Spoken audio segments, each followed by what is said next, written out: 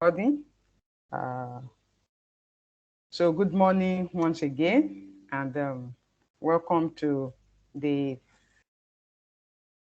fourth module in this fundamental course of Azure AZ 900.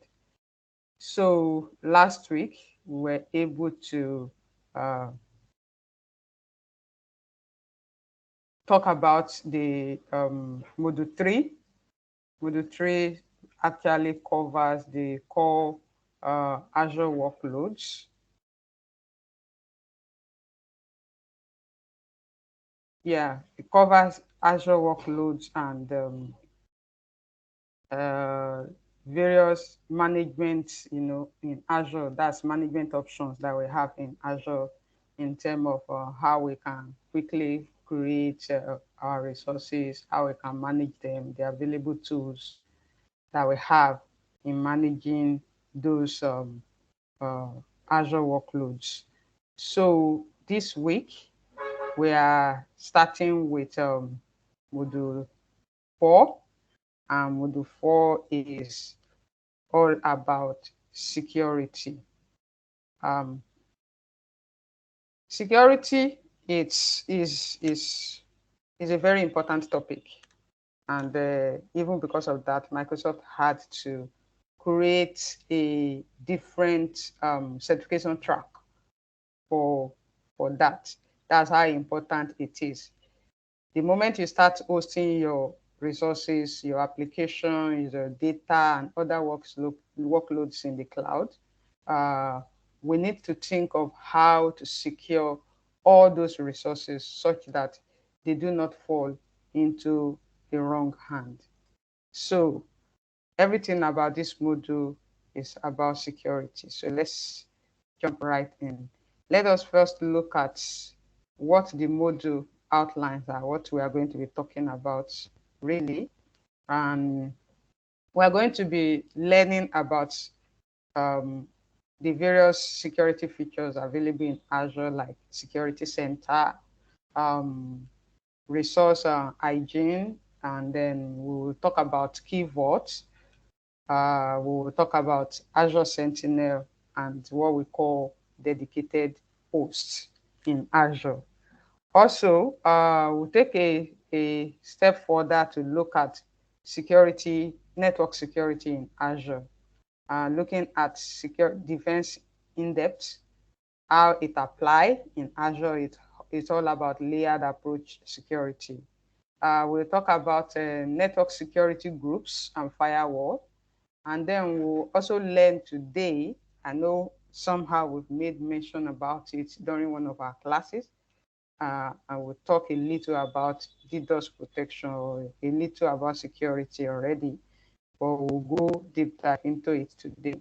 So first, let's look at the security functionalities, like the security Azure Security Center, how it ensures policy compliance around all our workloads that we have both in Azure and on-prem. That's in the case where you are doing hybrid cloud. And then we'll look at how it generates or how security alerts are being generated and how uh, um, security scores, how we are performing in terms of security around our resources, our data, our applications, services that are hosted in Azure.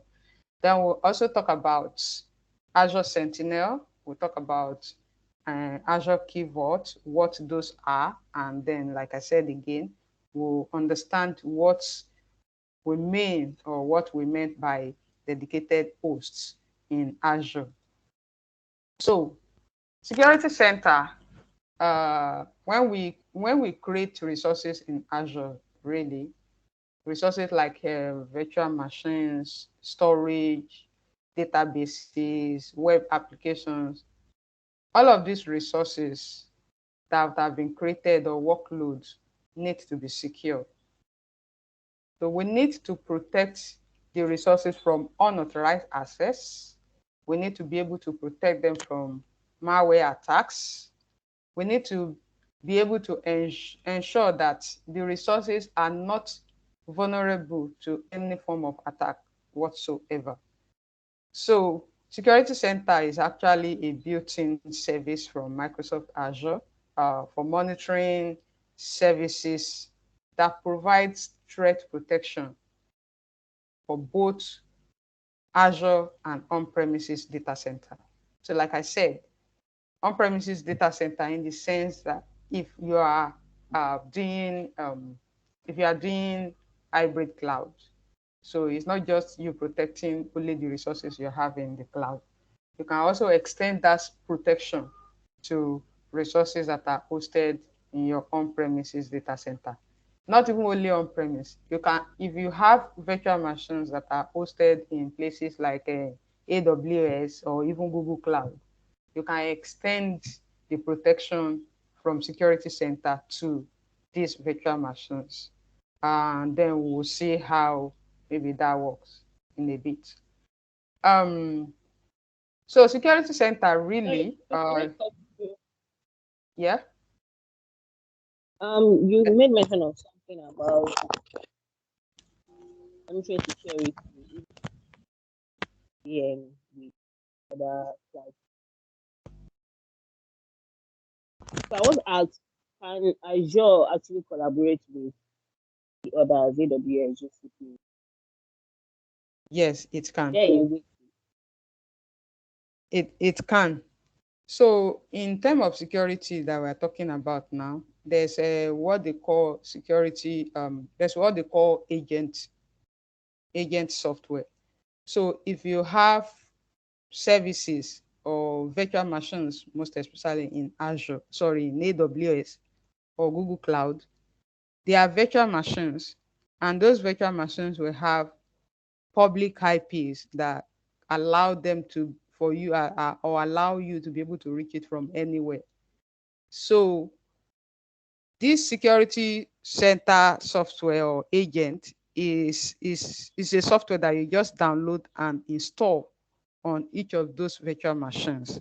So once you install it on them, what the agent does is now to collect data, monitor that particular virtual machines wherever it's being hosted, whether it's in Azure, is in AWS, or is in Google, or is on your on-prem. So this agent is the one that does the work of collecting the logs and then sending it back to Azure Security Center. Uh, uh, um, we send it back to what we call another service actually called Log Analytics. So it's from the log analytics we are able to see all the information. So that's somehow how to kind of collaborate or integrate between Azure and other cloud services. Another way is you might have services already that you are hosting in AWS, and then you started hosting resources in Azure as well. Meanwhile, you want a way by which the resources in AWS. So you just see AWS or Google Cloud, you see it as another data center in addition to your Azure or your on-prem. So all you need to do also is to configure some form of site-to-site VPN if you want to go beyond just installing a software that generates logs. You want maybe the server you have in Azure, there's an application there that need to authenticate with sorry in AWS host a VM that have application that user need to authenticate against domain controller that is hosted in Azure. So in this case now, you will be establishing a VPN tunnel between AWS and Azure. And that way you can then they can talk to resources can talk to each other across cloud. So there's also what they call multi-cloud. So this is now the idea of multi-cloud. You are not using just one cloud service or one cloud vendor. You are using multiple cloud vendors to be able to host your resources, and your resources are distributed across these cloud vendors. So you also have a way by which you can integrate all those cloud vendors together such that your resources now look as if they are in one place, but then in actual sense they are hosted in different data centers from different cloud service providers. So Am I able to throw more light for you there? I think I understand it clearly. It sounds interesting already. Okay, thank you. So Azure Security Center does three major work. One of the work it does is strengthen security posture.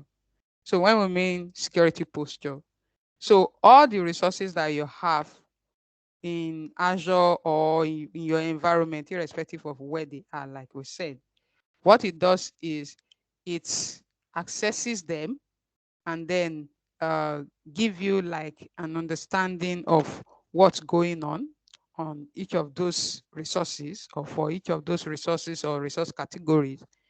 And then at the end of the day, what it will now do is to give you recommendations. It give you security recommendations.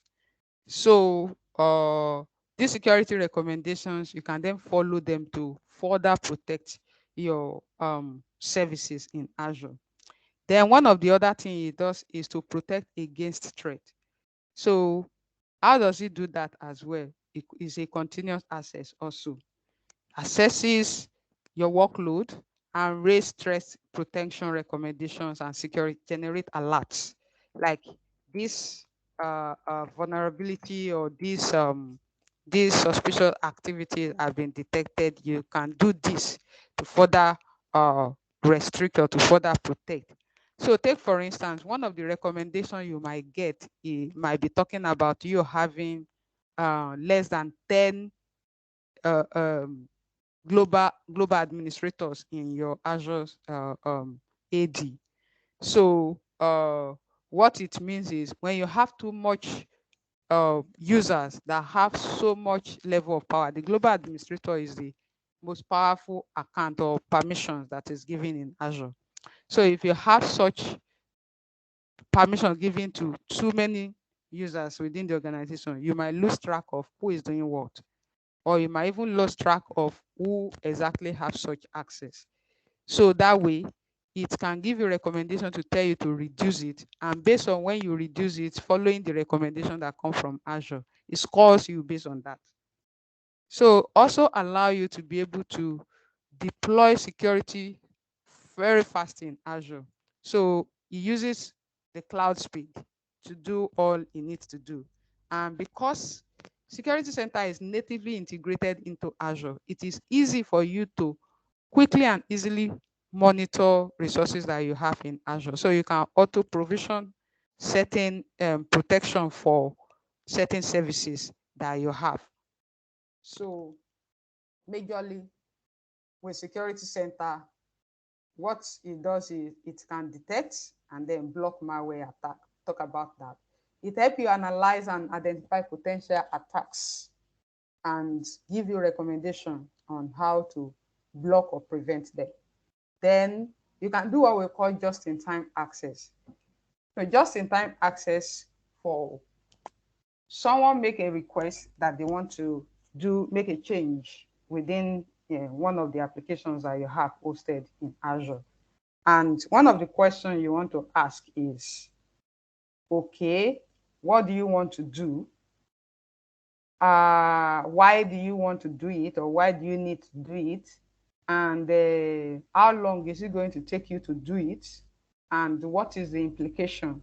So you might need to fill what we call change request form. And this change request form will contain all of this information, including how long it's going to take to do what they need to do. And also, if there is a failure or if what they want to do does not work, they will also need to indicate the fallback. So fallback in terms of, okay, so we return back to status quo, or so we do something else to kind of to achieve what we want to achieve. So once the person have given you what you're interested in here is the time, the amount of time the person requires. So in Security Center allow you to be able to give users permission to be able to perform just that action or just that activity for that period of time. And the moment that time elapses, the permission is taken away from the user. You might If they have not finished, they will need to fill again to and specify another time that will be required for them to complete the work. So now, with Security Center, there are key capabilities. So one of the capabilities is compliance, that's policy compliance. So uh, uh, for every organization, right, we have some form of information governance settings or rules that need to be implemented. So what Azure Security Center does is to already by default provide some security policies, at least basic security policies that has been pre-created or pre-configured so that as organizations are enabling resources in Azure, it automatically applies those basic governance or information governance setting to those resources. Or most of the time, it might allow you to be the one to apply what you want to apply. So that's what we talk about. It will make recommendations. So now that's about compliance. So the security center ensures that you meet at least the basic compliance policy based on Microsoft recommendation across your tenant and across the subscriptions that you might have, because you might have more than one subscription in your tenant. Then there's what we call continuous assessment. So in a situation where you have VMs or new VMs that are being deployed, and you have created a policy already that says once a VM is deployed, automatically install agents on them, that security center agent on them, and that security center agent will continue to monitor the activities on those virtual machines or the resources. It's not just virtual machines you can apply to. But when we talk of agent, you will install agent majorly on a VM, on VMs. So you collect these logs and then submit the data to another service, like I said earlier, called log analytics. Now, the continuous assessment ensure that the settings for those resources are properly configured when it comes to security aspect of it. And then um, tailored recommendations are the recommendations that are made based on the existing resources or existing workload that you have. Then it will give you instructions, not just telling you you should reduce the number of uh, uh, global admin, you should enable multi-factor authentication on your accounts. It will also give you the steps of how to achieve them. So that's the tailored recommendation. And finally is the threat protection. So the threat protection capability of Azure, what it does is to discover and analyze attempted threats through alert generation. And then it will report them. And in that report, you will see the impacted services or the impacted resources. So the resources that you will see the accounts where the person is trying to come from, even including the country, the location where they are trying to come in from, the account they are trying to use, the resource they are trying to access, and the server that they are targeting, or maybe the user account that they are targeting. You'll be able to see all of this. Now, uh, in a bit, we will, okay, let me just quickly do that. I will share my screen. I should just share my desktop. I won't be going back and forth. Okay. So now, uh, it's my desktop. A minute, because my slide have gone. minutes, please.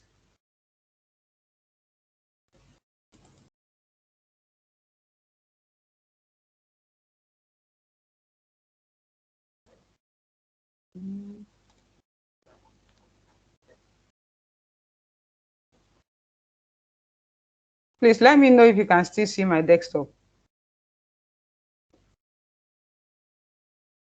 What Yes, can you ma'am. see? Okay. Can you Mm, see? I will go to the slide. Can you see the slide? yes. Okay, thank you.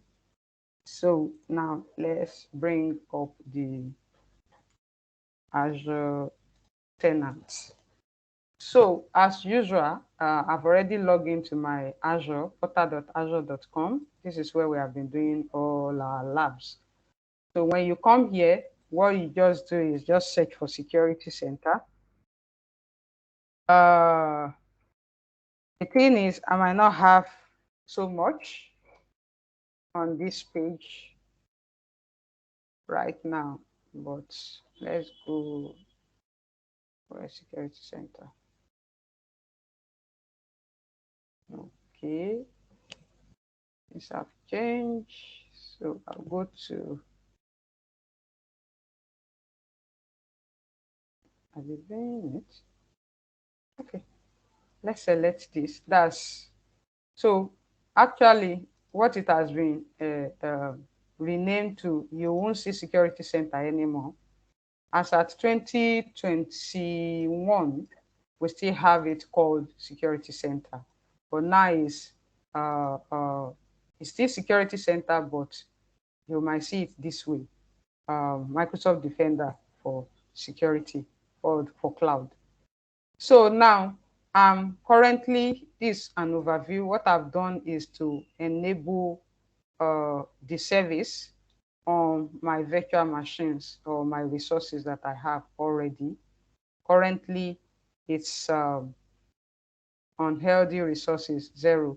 It's already giving me, you know, reports, more like based on the assessment it has performed on the environment. So if you go to getting started, you will see the different, this is what we talk about: security posture, protection, and threat protection and all of that.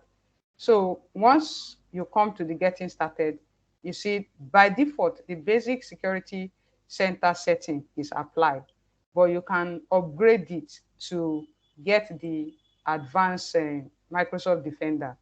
So then you can install agents to your virtual machines. Currently, I have 3 virtual machines, so I can actually deploy agents to them.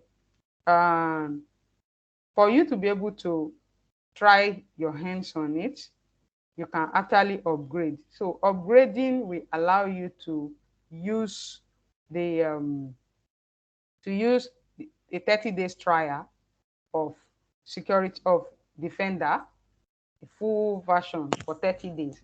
So after 30 days, if you are not maybe converting to pay, the trial is going to now be disabled. So what we can do quickly is to say install on this subscription. I have 3 VMs and I want to install security agents on them. So we can just, you know, initiate that, and it has already initiated installation of agents on the virtual machines. So those agents, as we said, will be collecting the information and analyzing and then making recommendations accordingly. Uh, Here is where you will see all the recommendations that have been made. I do not have any right now, and then I will maybe show a slide that might give you an idea of what those recommendations look like. Then you have security alerts. You can actually see alerts that are being generated based on the assessment that have been performed. And if there's anything being detected, you will see your alerts here, and you are able to click them, the severity level in terms of how serious the alerts are or that particular detection is, and it means you have to quickly take action depending on Then affected resources, we talk about, we said it that it will give you alert and a report that tells you the impacted resources and activity time. So at the time it happened, and then so it gives you all of this information. You can run inventory, you can carry out inventory of all your workloads in Azure. And we talk about secure score. So secure score, this is where you are able to see how you are faring as an organization in terms of security. It's going to score you based on, he has given you some recommendations, and that's based on best practices that Microsoft has defined, and then you have been able to carry out some of those recommendations accordingly, so it will score you. So my own overall score right now is 29%. So in this case now, I need to do better, kind of. So if I click every recommendation, so we checked it before, there were no recommendations. So that's because I also do not have so much workload here. Otherwise, it will have given me so much recommendations already. And I also just turn it on. Then talking about regulatory compliance. So this is where you see, all the compliance that you need to meet, and uh, uh, uh, you are able to kind of apply those compliance policies and ensure that they are being followed, or you follow them. So if I click this, for instance, see what we have there. So currently, so I told you that you can connect to, resources in Azure and Google as well. So you have them here. So right now, Defender is monitoring this, but then he's still collecting his log. I don't have any information yet. So for us to maybe better, um, let's see, I think I should have a slide. Okay. Yeah, so I got this slide for me to be able to maybe explain that recommendation. So if you look at the recommendations, we are on the recommendation tab. You see, one of the things here is enable multi-factor authentication. And the score allotted to that is 10 points. So what is, he now broke it down, say MFA should be enabled on accounts.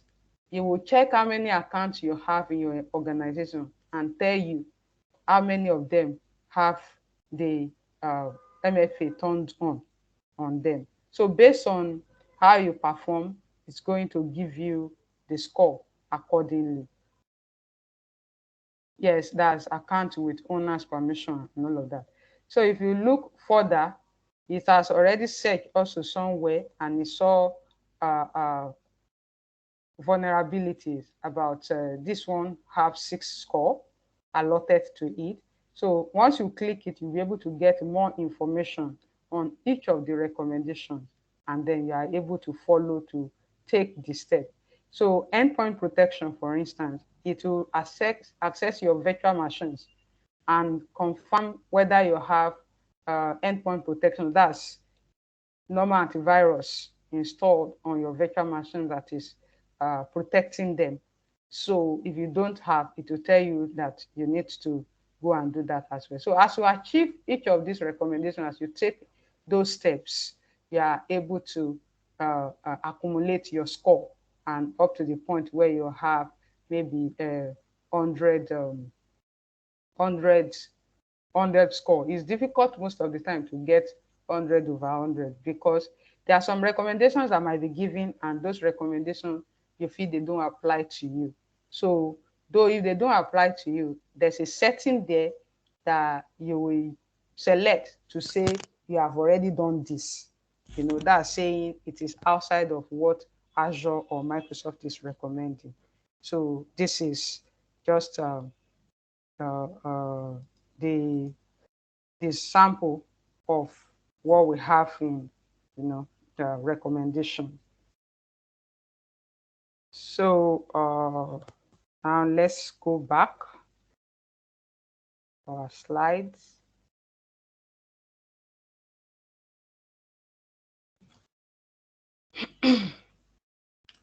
So now, there is a service that is called Azure Sentinel. What does it, what is Azure Sentinel? What it does really is to collect, like we have here, a collect security data or collect information from monitored uh, resources or deployed resources. And then from the data, it's detect, investigate, and then respond to threat. So it will collect all the data first and then detect from the data that is already collected. It detect threats and help to now minimize any form of false positive. So when we mean false positive, you can get an alert that says an account has been hacked. But by the time you check and make findings, you realize the account wasn't hacked really. It was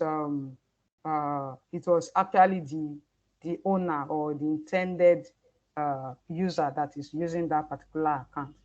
So those are situations of false positive. So you might be getting so much alert. So what Sentinel does is to help you analyze those logs or those data and minimize false positive for you. So it uses a form of machine learning internally that help you to detect that false positive. Then it then investigates and detect suspicious activities. So the moment you find any suspicious activity or threat, what it does is to respond by invoking some form of workflow. And this workflow now can be, example of that workflow can be Logic app. So Logic app might have been configured that say, if you detect this kind of threat, maybe a user is trying to log in from an unknown location, you can configure the float to say, ask the user to maybe reset his password, or no, ask the user to supply multi-factor authentication. So once the user is able to supply multi-factor authentication, log the user in. Or where it's suspected that a user's password has been hijacked. So what it will do is it will ask the user to change his password and then enable multi-factor authentication on that new password is. So those are logic flow that you can enable, within, or that the Sentinel itself can, push out to based on the protection that is being rendered. Then it integrates not just with your Azure workloads, it integrates with other solutions or other services. Majorly what it does is to integrate with services. So when it does this, it does this rather using what we call connector. So connectors are like scripts or packages that have some form of connection strings in them that say connect from Azure, this service, into this other service and pick log or audit what's happening there and bring the log down here for analysis. So you can connect to Office 365, you can connect to Azure AD, you can connect to ATP. Each of these solutions, they are services on their own. But now what this does is you know what a SIM or a SOA is. So a SIM is the collection of logs from multiple locations, not just log, then majorly security logs. So you now analyze those logs to detect potential threats or risk among them, and then respond based on what is being discovered. So this is just like a dashboard that connects to different services to collect their log and then analyze for you. And another important service in Azure is what we call Azure Key Vote. So I'm going to use a simple analogy here to help us understand how this will work. We have, let me say, when you have a very valuable item that you want to keep, or you want to protect, or you want to keep in a safe place, such item could be maybe gold, it could be will statements, it could be certificates, anything that's so important that you know if that thing is lost, it can bring down the entire, entire organization or something. So such things you can actually, just like you take your money to the bank, you can actually take such to the bank as well. And what the bank will do is to give you a key to a locker somewhere, a locker that they've already put in a safe place, in a safe and highly monitored room. And then you go there, put in those treasures, and lock it up there. Once you lock it up, you are not even supposed to go with the key. You have to hand the key over to the bankers, and they will ensure the safety of the key. As they are ensuring the safety of the key, they are ensuring the safety of those items that you have kept with them, such that they will install physical security in the room where those boxes are being locked or located. They will put all form of protection in it. So if there's a break, a theft, or a break-in, yes, a break-in, there will even be some form of alert that once that area, anybody move close to that area, the alert triggers, and you see police, moving from here and there to quickly arrest the situation. So likewise, Azure have this service called Key Vote. So the Key Vote is used to host three main things, and that is secrets, keys, and certificates. So these are the three things it can hold. And what are now secrets? A secret is any kind of secure information. So let's take database, for instance. If you have a database and you want to connect to this database, you will need what we call connection string to be able to connect to the database. Likewise, if you create an Azure storage or a storage, and you want to be able to access certain files from that storage, you will need what we call an access key. So these access keys and connection string are form of secrets that are kept in the Key Vault in Azure for safekeeping. So you request them only on demand. Anytime you want to make connection is when you go there to get those key or secrets, and then provide it at where you need to access to be able to get access to them, to those resources you want to. Now, key, on the other hand, that's keys. They are used majorly for encryption and decryption. So, say for instance, your laptop, you might want to encrypt the hard drive such that when your laptop fall, maybe it got stolen, or you lost it, or you lose it rather, and somebody picked it up, they will not be able to get into the hard drive. For them to be able to get into the hard drive, they will need the decryption key. They will need to decrypt the hard drive itself. So in next sense, what you use key encryption keys for is majorly to render resources, to render data useless when it fall into the wrong hands. So the last one is the certificate there, and certificate usually is used for authentication. So let's say I want to log into a particular service. I can either provide my username and password. My account now, my user account will have a certificate that is already being associated with it. So now each time I want to log in, I can either present my username and password, or I supply a certificate. So if I supply a certificate, It's going to check the headers of the certificate and everything. It's going to check it, and then it's ensuring, okay, I'm providing the right certificates that have the right keychain that can unlock where I'm trying to gain access to. So there will be the resource where you are trying to gain access will have a part of the keychain, while the certificate also have a part of the keychain. So when they are merged together and it matches, then it allow you to be able to gain access to that resource. So key vault are usually very difficult to break because the keys, it uses hardware modules for the storage of all of these keys that you are storing in it. So now let's take a look at um, how to create a key vault. So it usually takes time.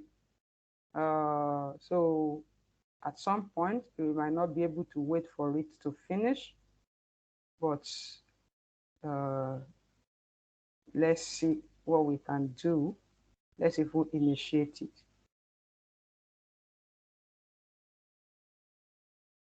Okay.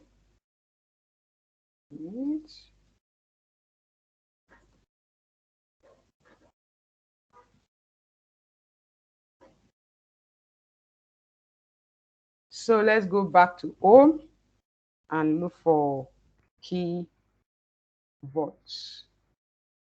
This key vote, select it. We do not have any right now. What we want to do is to create one very quickly. So click create.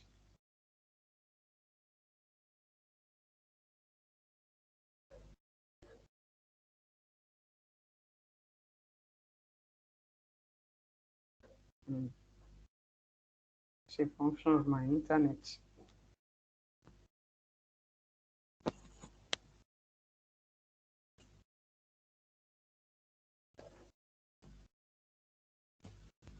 Wow. What's happening? Okay. So as usual, is to select resource group. We'll pick our user resource group. Then we'll give a name to the vote.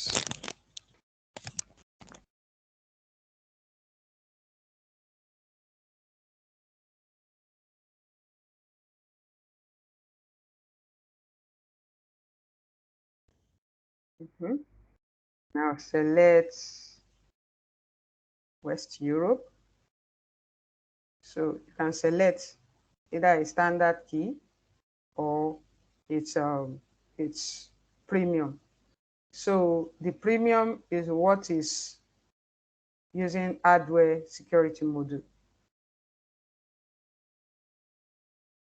Then discovery option, days to retain deleted vote.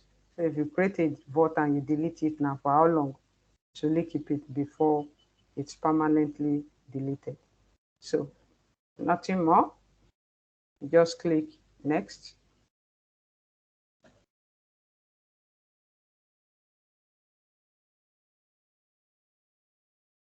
So once we create the key vault finish, we need to now create a key, a sample key in it. So like I said, this will take some time. But let's hit the create button, then we can continue and come back.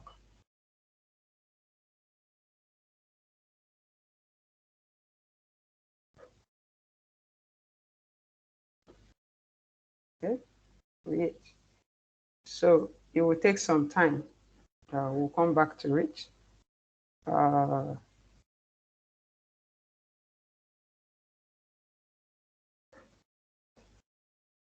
pending that, pending when it finish,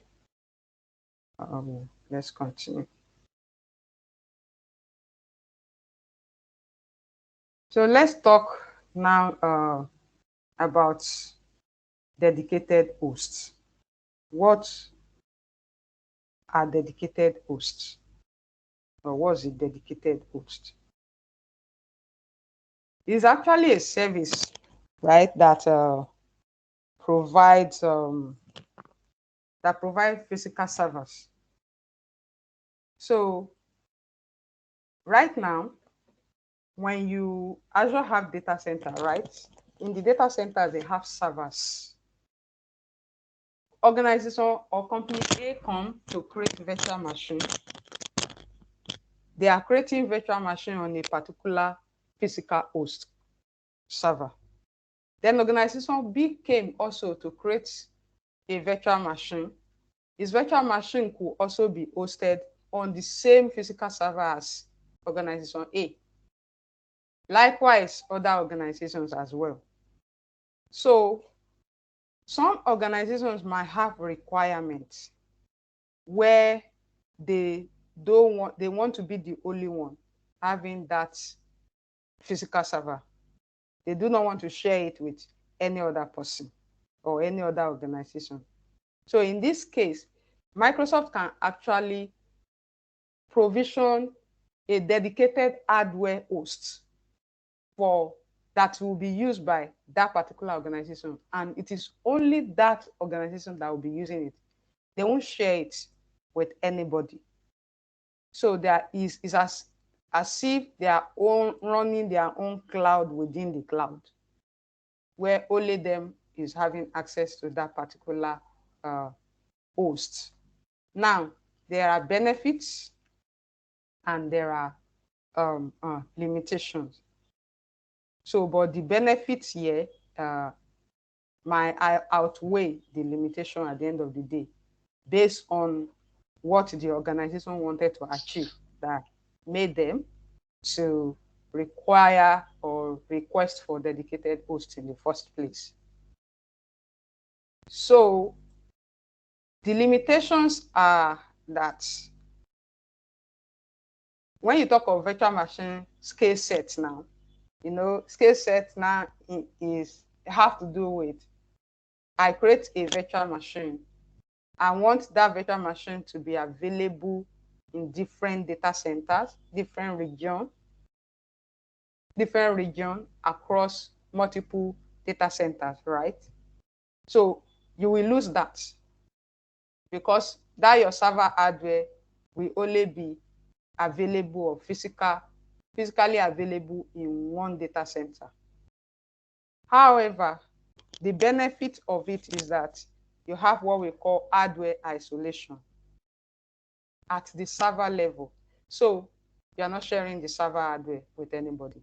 It's only for you. Then you have what we call control. You have control over the maintenance of every of those server hardware. So naturally or generally on Azure, Microsoft will announce this particular maintenance is going to be happening, across so data center. And most of the time, organizations, they will roll that update in batches. The best you will have is to say you want to delay that update for your own virtual machines or your resources. But eventually, Microsoft will still apply those updates, or they will still carry out that maintenance eventually. So, which means you can't say you don't want. But when it comes to dedicated hosts, they are to inform you that, oh, we want to carry out maintenance. Can we go ahead?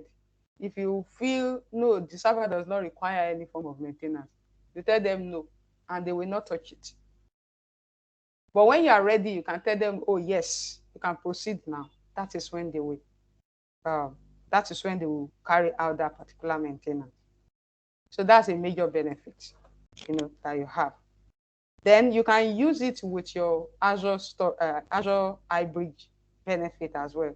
So in the sense that depending on the licensing type you are using, maybe for your on-prem, you can bring your license also to Azure. So if you have purchased, maybe you are an enterprise customer, or you are the type that do volume license type, where you pay for the license for a number of years.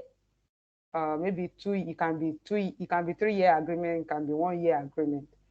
So as long as that your agreement is valid and you purchase what we call software assurance with it, you are entitled to hybrid benefit. What it means is you can take your license, you can tell Azure, spin up this server host with this resource, 96 gig of RAM, 4 CPU, 4 physical CPU with each CPU carrying maybe 16 cores and all of that. Then install Server 2019 on it. I have my license.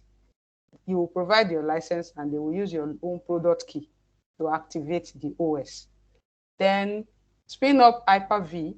They will spin up the Hyper-V. Install virtual machines. Your license will be used. You have Azure that you want to run on a particular VM. Sorry, database that you want to run on a particular VM. You can use your database license. So these are benefits that you get with Azure dedicated hosts. Let's quickly go back to see how far with. Yeah, so the creation of the vault is complete. Now let's go to the vault. We need to now add a key.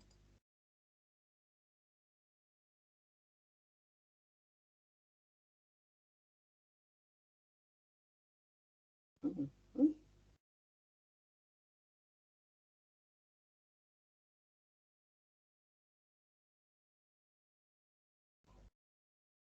Okay, okay. So now we are here. What we need to do is to go to keys or even secret. Let's do secret. It is. So here we can generate or import uh, already existing key.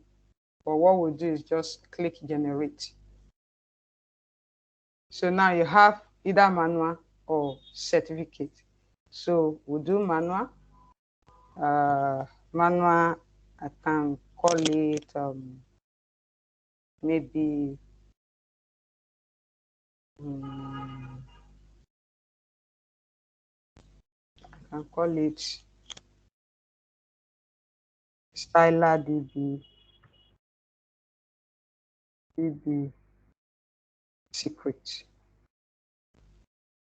secret or password.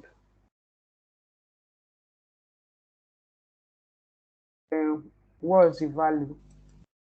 Uh, value can be, let me see, it's encrypted. So I know one of the password I used is this.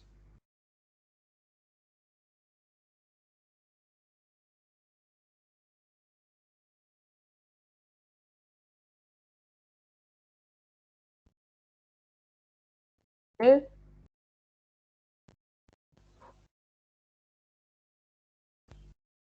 So those are majorly the important uh, um, anyone you see asterisk, those are what important fields that are required. Then I won't do any other thing. I'm just going to click create. So now I have this key um, already created and saved for future use and future on-demand access. So that's just how to uh, simply create that's how to simply create a secret. So you can also maybe go to your connection string. So we can go now. Sorry, I say connection string. Let's pick a DB, this database, for instance, Textiler demo DB. I'll click it, and then I can select the connection string. I want to go and keep it there for safekeeping. So here, this is connection string. If I click, what's happening? Okay. So this is a connection string for this particular uh, database. So I can copy it.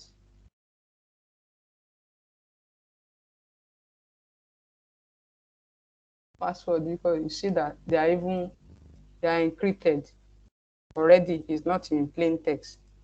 So I copy it, and then I can go back to Key Vote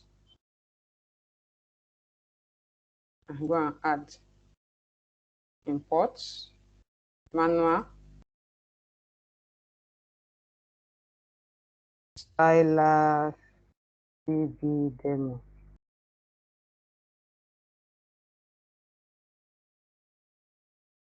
And I save. So that's how easy and quick it is for you to create secret.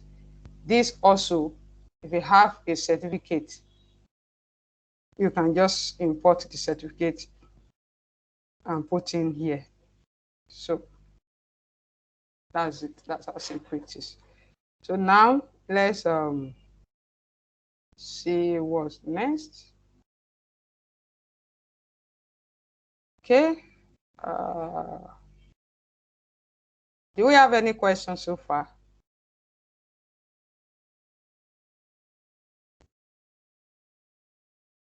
Okay, I believe there are no questions. Now let's move to network security or network, yes, network security, securing our network in Azure. Yeah. So you will have noticed that while we're creating VMs, that's virtual machine in our previous labs, you will have noticed that in a virtual network was created alongside. And apart from that, we also did a lab where we created a virtual network and created 2 virtual machines to connect to those virtual networks. Now, how do we protect the virtual networks? So that's what we are going to be talking about in this next section of this module. We'll talk about defense in depth. We'll talk about network security groups in Azure. We'll talk about Azure Firewall, and we'll break down a bit on the high level. Azure did those protection. That's denial of service, distributed denial of service protection in Azure. So first is defense in depth. So defense in depth, really, or let me say, let's say, okay, if you look at every hacker today, they have one major aim, and their aim is to gain access to your data. Now, this data could be an email address, it could be password, it could be your bank account, it could be maybe your personal identifier and ID. That's your personal ID card ID. It could be anything that is valuable that when it gets into the wrong hand, it can create a lot of havoc. It can resort to lawsuits, or it can resort to loss of money in terms of dollars, thousands of dollars, maybe for you to retrieve it. So defense in depth is all about taking a layered approach to security when it comes to computer systems. So starting from the physical layer, certain security is implemented, and attack of one layer is also isolated such that it does not affect another layer. So talking about security here, you'll notice is a layer here. In the physical layer, or the physical security involve people that physically secure the data center, that physically secure the building and ensure that people who shouldn't enter into the data center do not enter. And even those who have right to enter the data center, they go to the next layer, which means they have to provide some form of identity and access right. So access right could be their ID card, and then the ID card now identify them. So also under physical security, you have cameras that allow them to it's still monitoring, it's still physical. Then moving to identity. Now you want to enter, let me know who you are. You provide your identity card. Providing identity card is also not enough. You need to provide additional form of identity in terms of maybe some level of credential or approval from somewhere. Then you move to the perimeter. Now, perimeter, the security here at the perimeter have to do with where you put things like firewalls and then all of that. Then you move to network. Network now have to do with all your routers and switches, and now moving to compute and now the physical hardware, and then the application you host on those machines, and finally the data being generated by your applications. So they are all different layers, and each layer have some level of protection or security that can be implemented, to protect resources or data at that layer or whatever is available at that layer. So that way, you are able to get multiple levels of protection. Now, there is something that we have seen before. This should be familiar. We've talked about shared responsibility. Now, this is another shared responsibility, but now as it relates to security. But the same, what is it called, apply here. So if you recall the shared responsibility, we also had a slide that tells you about the on-premises, the infrastructure as a service, the platform as a service, and the software as a service, where you are responsible for. So likewise, in security, when customer migrate data from their on-premises to cloud, they have certain responsibility when it comes to security. So when looking at the physical level or the physical layer, that's the physical data center itself. For cloud, for Azure, Microsoft is responsible. For on-premise, yes, you as a customer, you are responsible. So we don't need to talk about that anymore. It's obvious.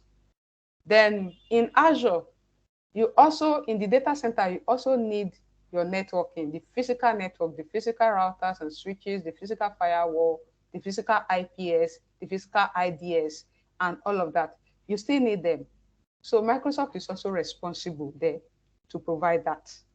Then moving up the ladder, we have the physical machines themselves. That's the host computers. Microsoft is also going to provide that. Now, when it comes to operating system, under IaaS, customer is responsible. But for PaaS and SaaS, Microsoft is responsible. Recall that when you are creating something like web app or app service, you only select the operating system you want. You are not responsible for installing. So Microsoft at the background will install the operating system for you. But when you are creating a virtual machine, you choose the operating system and stay there, select the OS and stay there and monitor and ensure the installation is completed. Then when it comes to network control, for infrastructure, the customer is responsible to control the network. So when you create a virtual machine, for instance, a network is attached to it. You will need to choose whether you want external access to that server. If you do not want external access, it means you have to remove public IP from the server, from the machine. If it's just internal communication you need to the other server, it only needs to have private IP on it and nothing more. Then also for PaaS and SaaS, there are some PaaS services that you can configure the network as well. And there are some that Microsoft does the configuration of the network. So then application, the same thing applies. So for applications, for identity, and for network, if you look at the PaaS, is both Microsoft and um, customer. So talking about identity here and directory, we are talking about user accounts, username and password, you know, for you, or even the directory service that you want to use. Then now you have identity, you have user account. Next, we need to talk about account and access management. Those identities, those accounts that you have, what and what do they have access to a resource that they have access to? So this one now, from here on, for all services, it's your responsibility. You define who have access to what and what level of access they need. Also for client endpoints. So client endpoints like you have, let's say for the developers, for instance, they have what they call endpoints that allow the communication between Azure DevOps and Azure App Service. So you are responsible to create the endpoint at what time you want and to put whatever setting in terms of permission on that particular endpoint. Then finally, we talk about data governance. Every organization have their own governance requirement.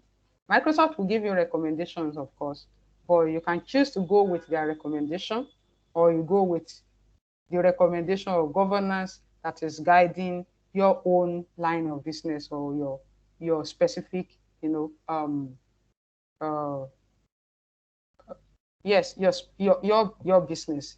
So for instance, you have there are policies that are governing Nigeria that say certain data cannot leave the soil of Nigeria or Africa, and there are policies that guide the China that say none of their data can cross from China to another region.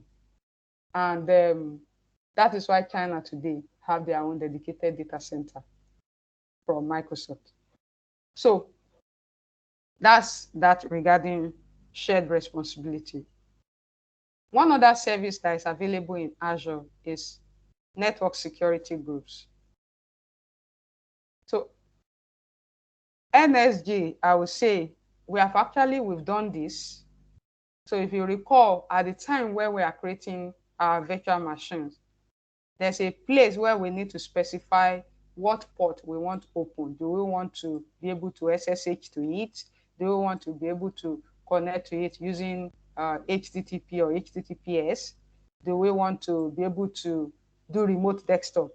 We've already touched that aspect. So what NSG does is it filters network traffic to and from your resources.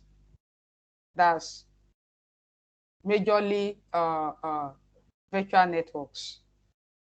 So you can set up rules, both inbound and outbound rules. So inbound rule, if you want people, if you want requests or traffic to hit that particular resource from outside itself or from outside its local network, maybe from the internet, you need to set inbound rule. Then, or even from other machines or other resource that want to talk to it. Then outbound is creating rules that allow that particular resource itself to talk to somebody else outside of itself. It might be another resource in Azure or a resource on-prem or a resource on the internet. And then you do all this filtering using IP address, port, protocols. Then you can add as many rules as possible as you need. And then you can add maybe there will always be a deny all rule at the bottom. So the rules always travel from top to bottom. So there will be a deny all rule that is applying at the bottom. So if you need a specific rule or specific port to be open, you need to create that port on top of the denying rule. Then there, just as like I said, there are basic security rules or policy.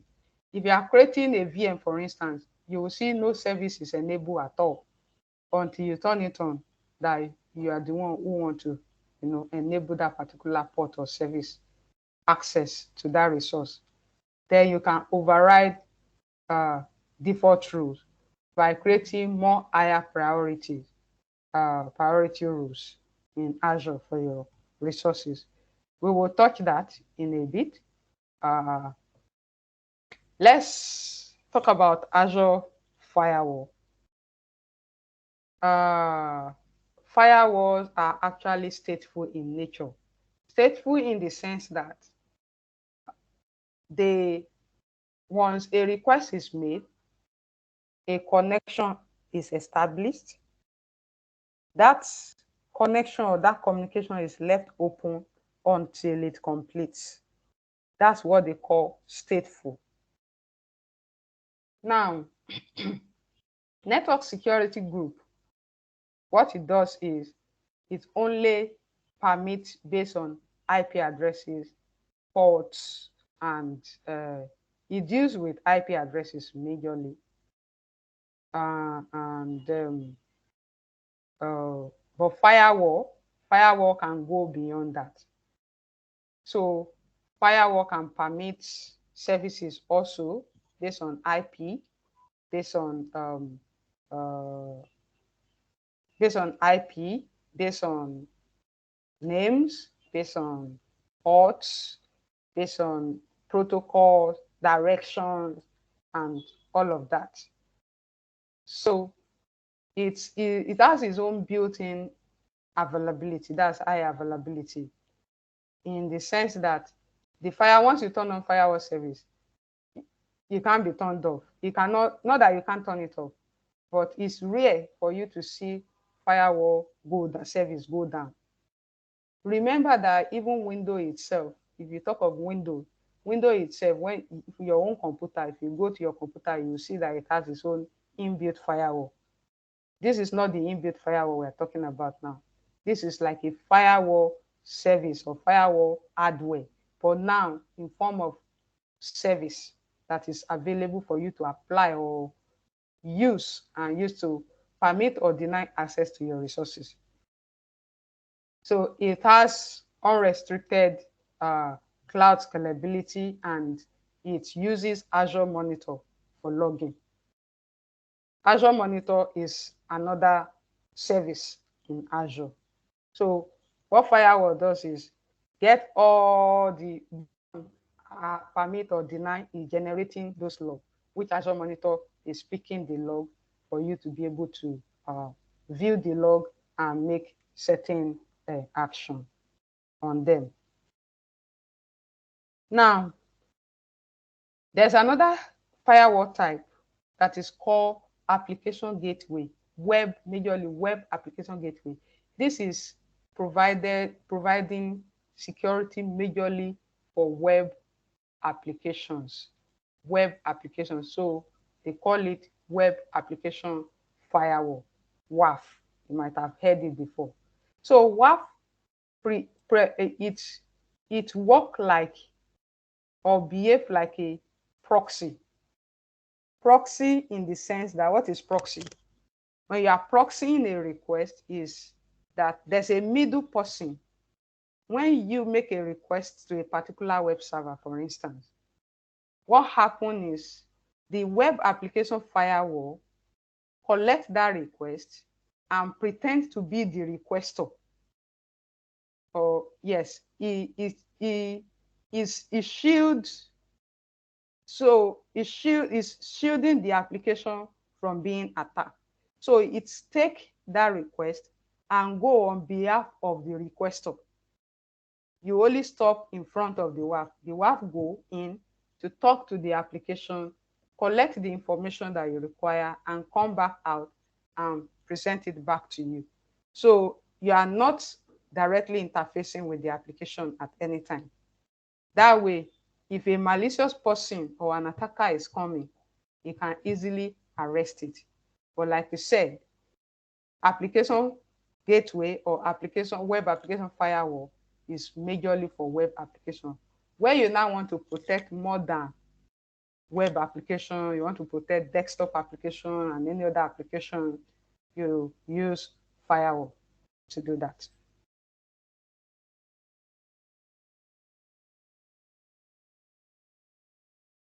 Also, we have denial of service. That's DDoS.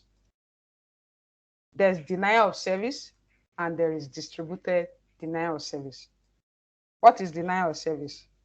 The denial of service is a process whereby an attacker sits in a place and sends so much requests at the same time or within seconds to a web server, and that server is just busy responding to that attacker's request. So automatically is denying service to legitimate traffic from legitimate users, because those ones will now be getting request time out or server busy. So when we now talk of distributed denial of service, where what it means is that attack or that huge traffic is coming from multiple locations, from multiple machines on the internet or over the internet. So the attacker can gain access to different machines from different locations and launch traffic at the same time, generate so much traffic from those different computers at the same time. That is what we call distributed denial of service. It's coming from the attack, or the traffic is coming from multiple locations and it's coming in thousands, such that the server is busy responding to it while neglecting those real users that are sending maybe just one request, two requests, and they will not be able to. So that's majorly how denial of service works. So natively or by default, when you spin up a service in Azure, there is the uh, uh, basic denial of service that has been implemented at the backbone that protects all your resources from being attacked by the attacker. So, however, you can actually upgrade those basic services. You can upgrade them to more advanced or standard tier that have more capability for you to be able to tune, you know, tune settings on again on the for the denial services against your virtual machines in Azure. And defense in depth, when you look at what we have talked about, you will notice that it's cut across each of these layers. So for network security group, for instance, work with firewall. And firewall is at the perimeter. It falls to the perimeter here. Then also, it also work with the network layer. That's NSG. It also work with the network layer. Then denial of service and firewall also work at the perimeter. So identity here, you'll be talking about your Azure AD at this point. Application here, you'll be talking about WAF. WAF will sit in front of this guy, of the application, for it to protect those applications. So That's why we refer to in-depth defense in-depth as a layered approach. Um, Now let's look at what we can do. Already we have been able, last week we were able to create virtual machines using templates, so we won't be doing that again. At some point we've done network security group, but we are going to repeat these three now so that we have a full grasp of how it works. So now let's go to what we want to do now is to create a network security group. Let's go to virtual machines. Select one virtual machine and sorry, select one virtual machine and then protect that VM. So I'm picking test VM2.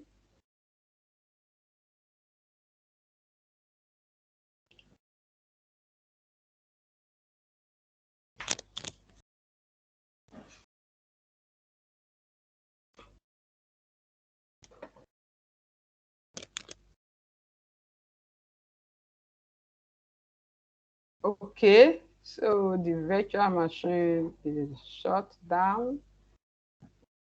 It's shut down, but let's start it so that now I will go here to networking.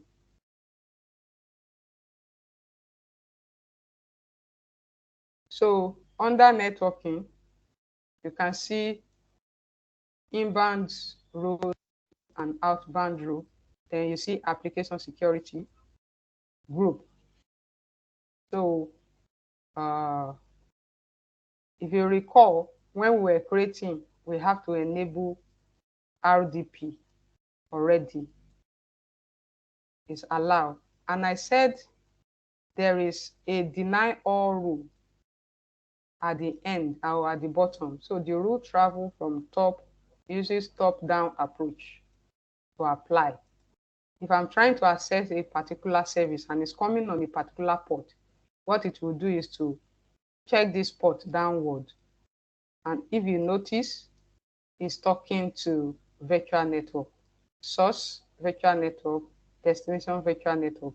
These are resources in Azure themselves. This says any is from anywhere, could be from Azure resources, could be from over the internet. Then Azure Load Balancer, if we have created a load balancer for any service, so from load balancer to anybody in this network is what we are allowing. Then we have the deny all rule. Like we said, you have ports. So for this, for instance, this is 3389. That's remote desktop. You can decide to create an inbound port for HTTP, for instance, to the server. Let's create one and see if we can access it. So from anywhere, I'm coming from the internet. Source port range. Source port majorly can be anything, starting from 1 to 65 to 65,535. So that's how much port you can open. So most of the time, it uses random source port. Destination port is what needs to be stated. So I want to come from anywhere on the internet to any resource on this virtual network. And then what service do I want to use? I can choose either HTTP or HTTPS services, SSH, whether it's SQL, FTP, DNS, IMAP, and so on and so forth. So let's create an HTTP request to it. or even HTTPS. Normally, when you do HTTPS, you need certificate. So that's automatically is opening port 443, and the protocol is TCP. Then I want to allow or permit. So now these are priorities. If you look here, you see that the priorities here, the lower the priority, the higher it supersedes. So when you have a lower priority number, uh, um, the higher the number, the lower the priority. Let me put it that way. And then the lower the number, the higher the priority. So in this case now, I'll just leave it as this, and the port is 443. I can give it any other name, the web access or web service, and give it description. I just click add. So what I have done is to enable HTTPS access to this machine. And if you notice, you'll see private IP, you'll see public IP. So now for me to access this particular server, I will use, let's go and come back so you can refresh. Let's refresh.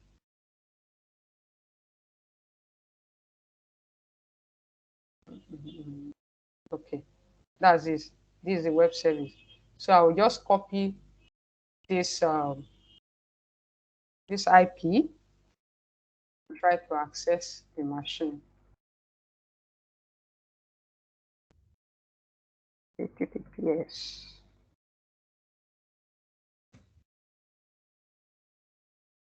So now one thing is, if web service like IIS is not open on it, I might not be able to open it. It might not open because there is no service installed on the machine that is HTTPS, no HTTPS service. So maybe to try that, to test that, let's quickly go to this app service.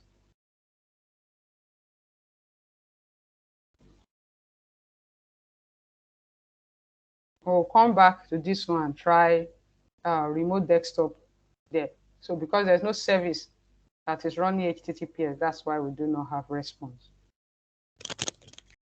So this is app service, or this web app, right? And you will always need to access it from a browser, right? So likewise, can go to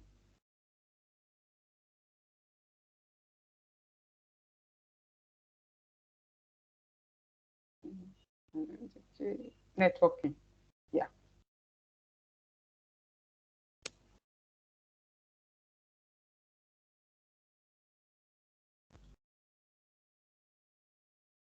So from the networking also, you see inbound, feature. So this guy right now, it has HTTP and HTTPS enabled. If I decide to let's click restrict access, add the rule, and in this rule also specify IP, specify the header. This is going advanced. What we'll have done will have been to install, because it's just something basic we need. Let's see quickly, where is the VM? Or maybe we'll stop here for this one. If I'm able to install, that was VM1 or VM2? Test VM2, right? No, one. It's one. Yes. It's one. Come again. The one the VM we were working on was VM2. Okay, yeah. Thank you. So now let's see quickly. What I will first do is to connect to this guy, and I'm going to be connecting to it using RDP. Recall that we have RDP port open, and we tested the other time. I can just copy this IP also and fire off my remote desktop app.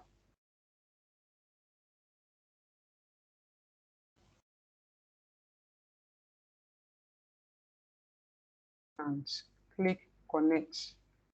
I pray I'm able to remember the password. I think, okay, hold on, sorry. Let me check password, identity, the username rather. I remember the password. Unassigned. There's a password. So sometimes when you forget the password, yes, sorry, this is what I'm looking for. When you forget the password, you can just quickly do a reset. So also I think is styler AD or so.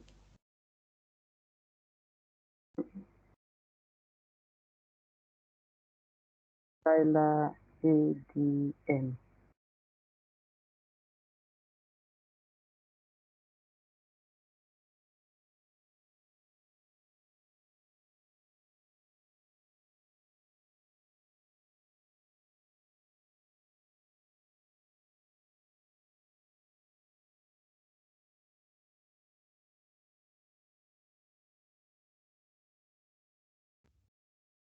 Okay, seconds.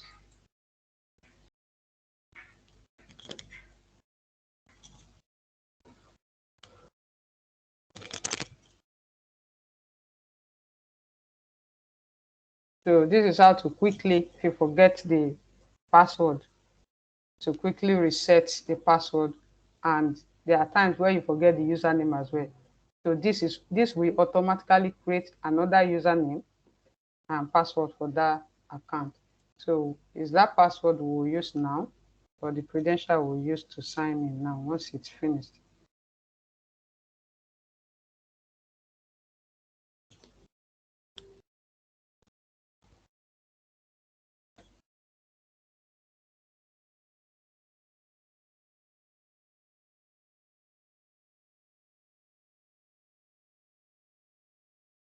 Okay, while this is going on, we can just quickly do what we need to do here as well. So um, I'll go back to the network, right? Here I can, you see this network security group. This is it, but we can open it again. So we have just that interface.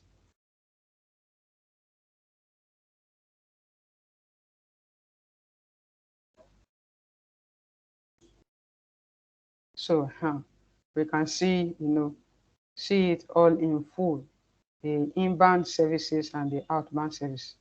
So right now, you see that when I do this, I'm able to get this.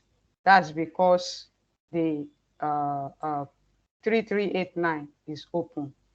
So what we can do quickly is to do this.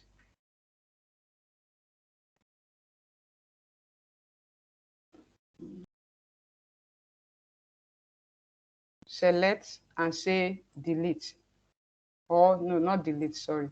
Select and say deny, right? Deny and save.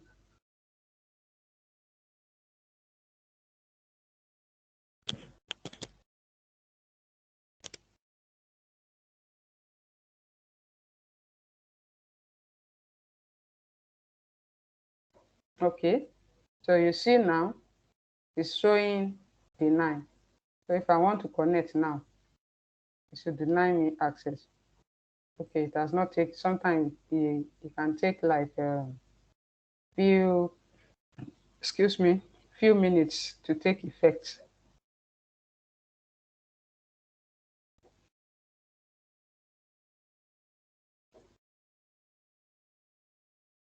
It's still responding. Is that the, let me be sure, right IP? It's still responding. So it will take some time before before it take effect on and stop and start denying. So like we said, if I want access from the machine itself to go somewhere else, I can quickly do that as well. So if it's still responding, okay, good. So it's just continue like this. Now it has taken effect. So you can actually see log of what is happening.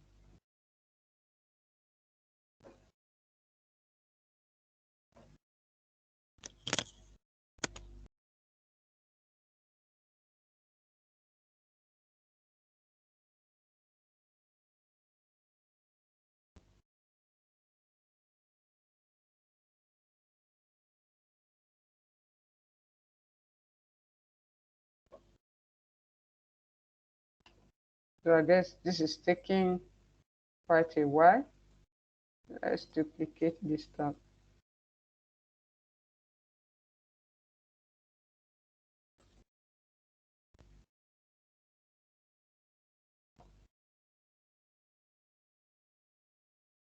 Okay.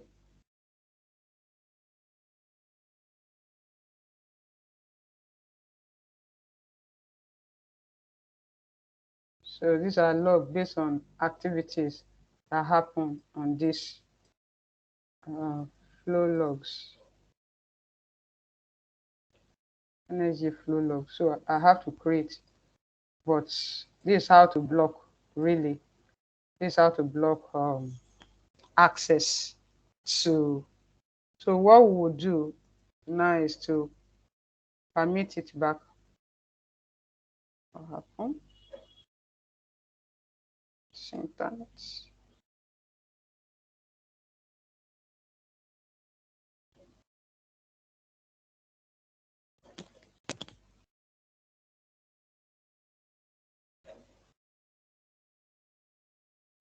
Okay, it's loading. What we are going to do is to quickly permit it back so we can see that it's working now.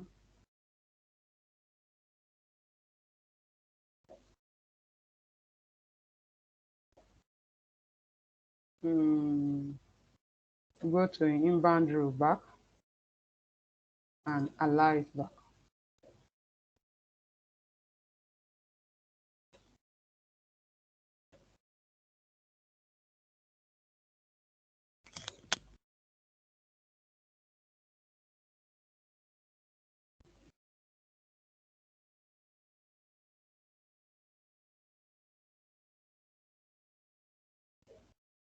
Okay, it's now allowed, but like you know, it will take some time. It will take a while before it responds or it's effective.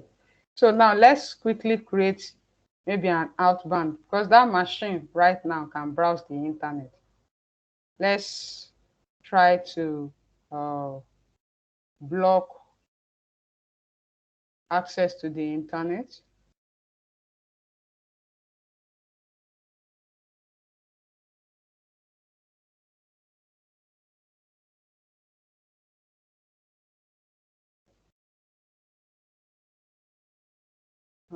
Destination port range should be 80,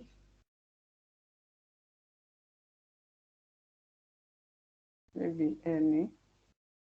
I will say deny.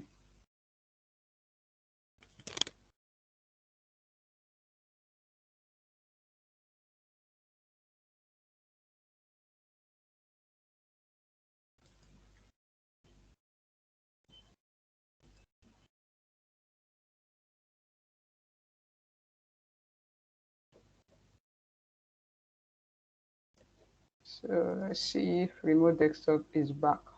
Yeah.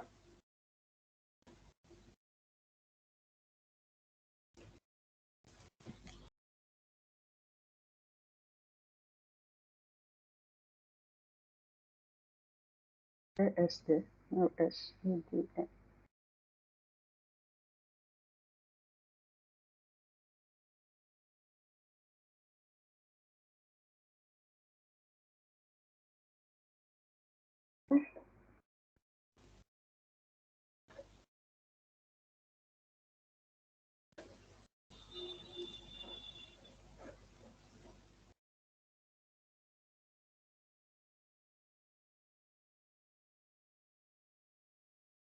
So right now we have internet traffic being denied.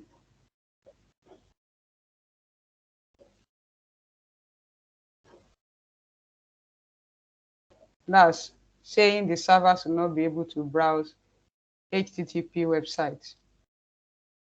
So what we'll do now to test that,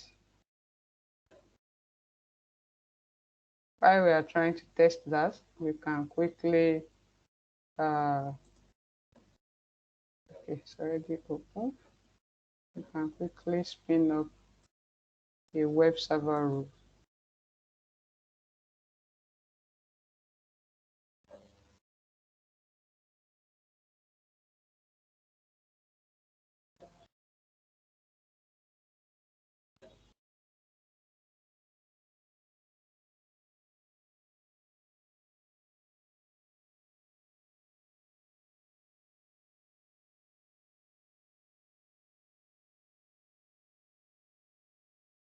Okay, so while this is going on, we want to test that we can go to http wap wap google.com.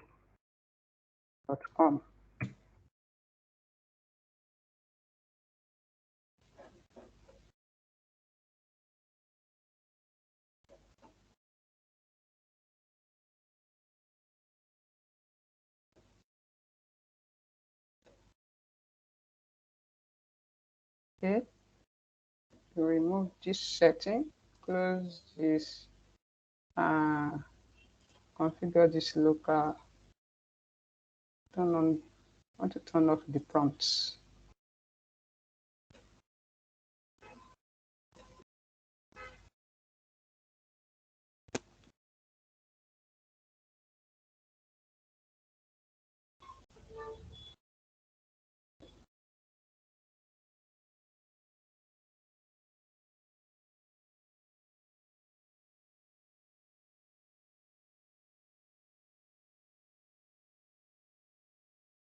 So instead of it to open or to load, just giving this, but let's go to HTTPS.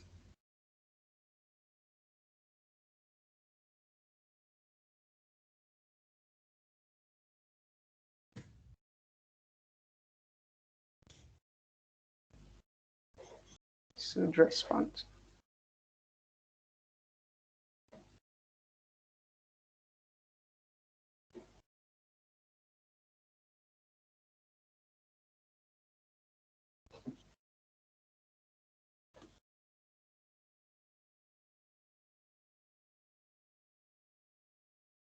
So set is just taking time.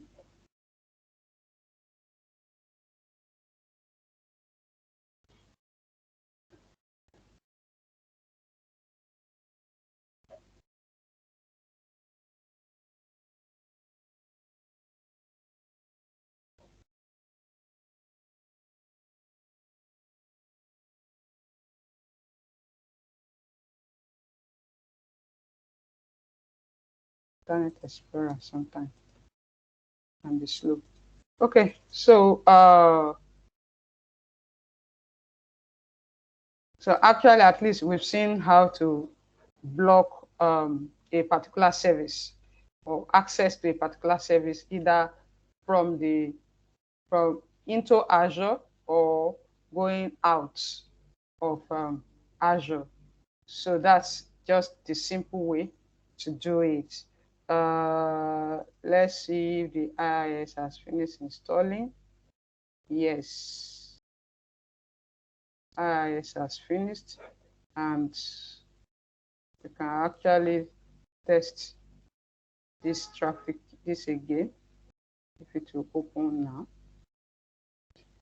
So, but that's basically how you permit uh, and denying traffic on security, that's on network security group in Azure. The other things are firewall, Azure firewall.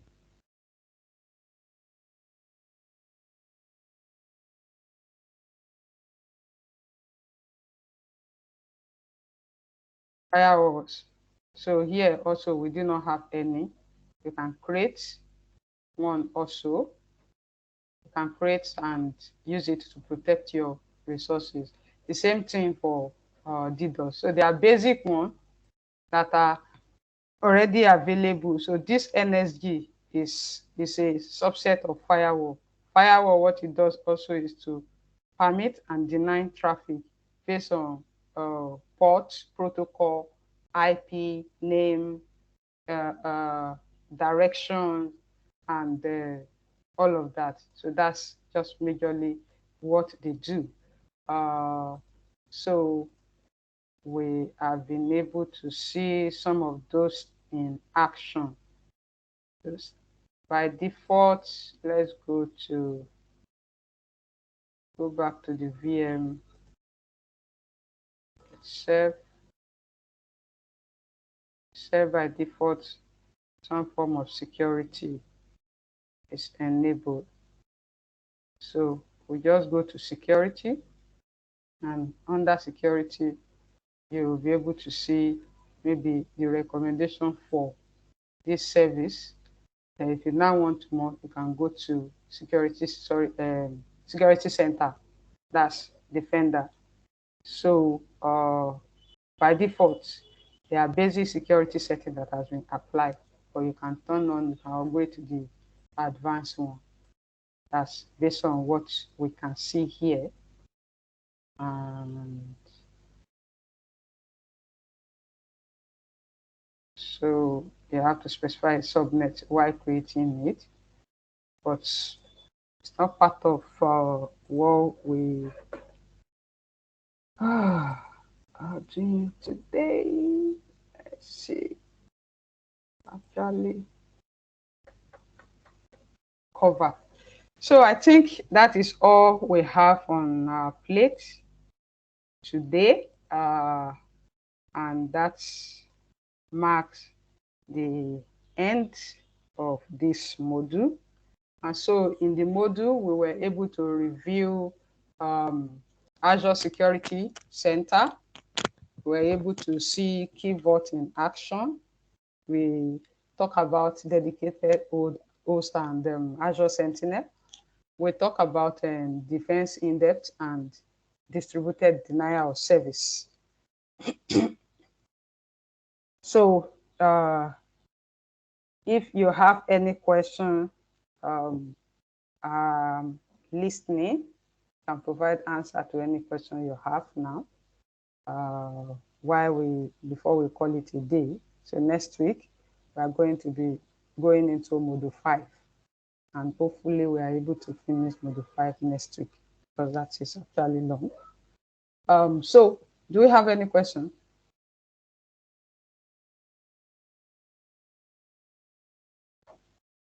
Are we still there?